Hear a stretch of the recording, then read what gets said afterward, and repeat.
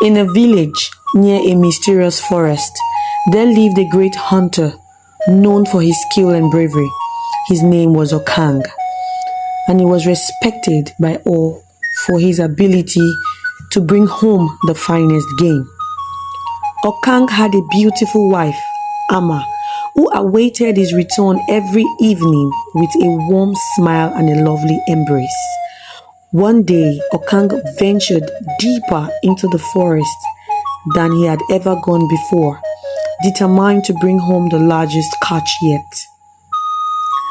As he stalked through the trees, his keen eyes caught sight of something unusual.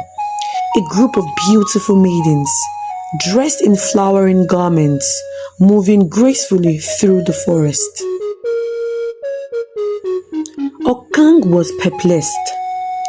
What were such beautiful women doing in a place like this, so far from any village?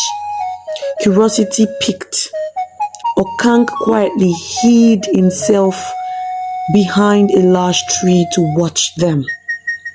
He saw the maidens approach a strange rope laid on the ground. One by one, as they stepped over the rope, they transformed into graceful antelopes, bounding into the depths of the forest. Okang could hardly believe his eyes. The next day, Okang returned to the same spot at the same time, hoping to see the maidens again.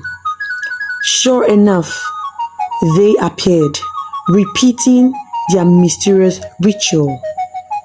This time, as the last maiden was about to cross the rope and transform, Okang sprang from his hiding place and seized her. The maiden startled, turned to face him, her beauty even more breathtaking up close.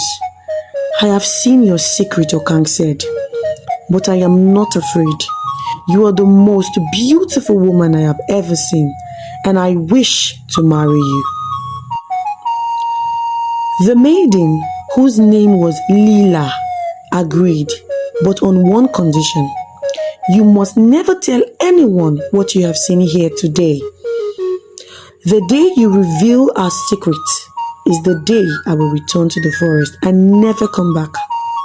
Okang, blinded by her beauty and the allure of her misery, eagerly agreed. He brought Lila back to his village as his second wife, and for a time they were happy. However, his first wife, Amma, grew increasingly jealous. Okang no longer paid her the attention and care he once did, and she began to suspect that something was amiss. Amma would often question Okang about where Lila came from and how they met, but he would never speak a word of the truth. Consumed by jealousy, Amma devised a plan. One night, she gave Okang a strong drink, and as he became drunk, she coaxed the secret from him.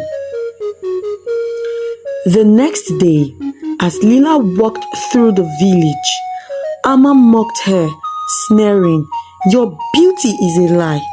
You are nothing but an antelope in disguise." The other women joined, laughing and taunting Lila, calling her an antelope. Devastated and enraged, Lila fled to their home, took the rope that held her secret, and ran back to the forest. There, she crossed the rope and transformed back into an antelope, disappearing into the wilderness, never to return. When Okang returned home that evening, he brought with him a large bushmeat, eager to present it to Lila, but she was nowhere to be found. He asked Amma where Lila had gone, and she replied perhaps she had returned to the forest to be with her fellow antelopes. Realization struck Okang like a thunderbolt. He searched frantically for the rope but found it gone. Okang understood that Lila had left him forever, returning to the forest as she had promised she would if a secret was ever revealed. Okang wept bitterly, mourning the loss of the woman he had loved so deeply and the great mistake he had made by betraying her trust.